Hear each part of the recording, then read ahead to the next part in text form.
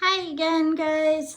Life is so fun, and my SD card ran out of memory without me knowing, so I'm just gonna finish up the self-facing video from my phone because the video camera quality wasn't very good anyways. Alright, so once you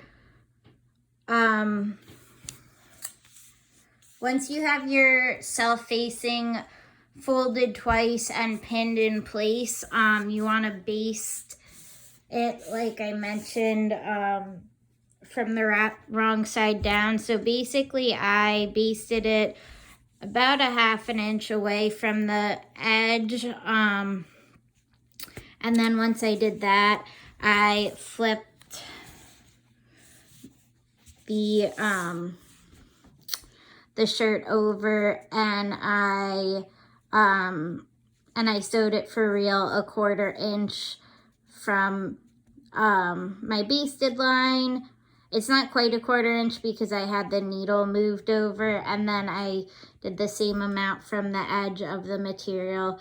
I forget if I covered this in the part of the video that actually recorded, but you definitely have to sew down the facing on the edge. You want to make sure you catch, well, it would be really difficult for you not to catch the edge because there's not even seam allowance, so it's just self-facing. But you want to be pretty close to the edge so that you don't have a big flap of fabric. And then it's up to you if you want to add this edge. I kind of like it, and then it gives you a spot to center your buttons in between and everything. But again, that's going to give you a little bit of a sportier look. And then once you have the self-facing complete, you can just seam rip out that basting. I will say, if you are nervous about your fabric or are working with a delicate fabric, you might want to test it on a scrap piece because it's not worth doing the basting and then having a bunch of holes in your shirt afterwards. So make sure your fabric's not too delicate to be seam ripping that out. If it is, I mean, you could sew it from this side, or you could pin it in place and mark the front where you want to sew it, maybe with like temporary chalk, and sew it down that way. All right, so at this point you should have both of your